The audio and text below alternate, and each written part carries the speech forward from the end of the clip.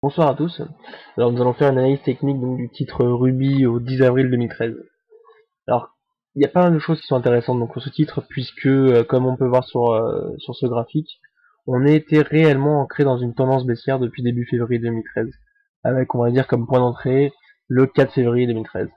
Alors la tendance baissière moyen terme je l'ai délimitée donc par le support oblique baissier, la résistance oblique baissière en bleu. Et sur le court terme, on va utiliser donc les pointillés noirs avec le support oblique baissier bleu juste ici.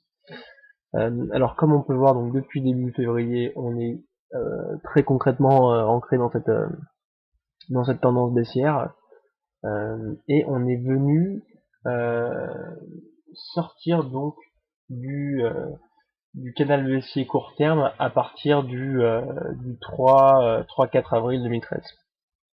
Mais ce qui est très important à noter, alors je l'avais mis sur un des forums, c'est qu'on a une réelle divergence haussière sur le RSI. Alors je vais vous la montrer. Alors si on prend le RSI à partir du 19 mars 2013 jusqu'au 27 mars 2013, on voit bien que les cours sont sur une tendance baissière, hein, et un RSI qui lui est en augmentation. Voilà. Donc on a une divergence haussière avec euh, un point donc d'entrée d'achat qui se situe au 28 mars 2013. Alors non seulement donc on a cette divergence haussière sur le RSI, mais on peut voir aussi qu'au 28 mars 2013, on vient directement rebondir sur le support de 46.985 pour aller chercher des cours au plus haut et finalement clôturer donc à 47.520.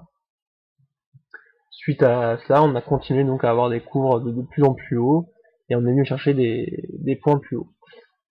Donc à partir d'aujourd'hui, on peut voir donc on est bien dans cette tendance haussière, hein, dans ce canal haussier court terme qui est délimité ici. Et aujourd'hui, on est venu aller chercher la moyenne mobile à 20 jours comme support pour rebondir et s'en écarter et rester donc à des cours au-dessus.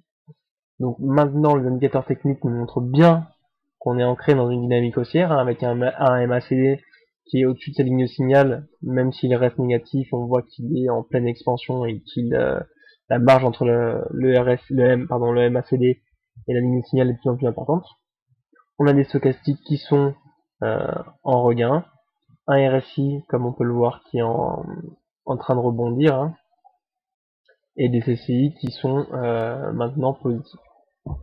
Donc voilà pour Ruby, on attendra de voir donc ce qui va se passer jusqu'à la fin de la semaine, mais on espère en tout cas casser la résistance de 49,825 pour aller chercher les cours directement à 50,72 et donc aller s'installer dans une tendance haussière confortable et aller chercher les cours à la résistance donc de 52,75.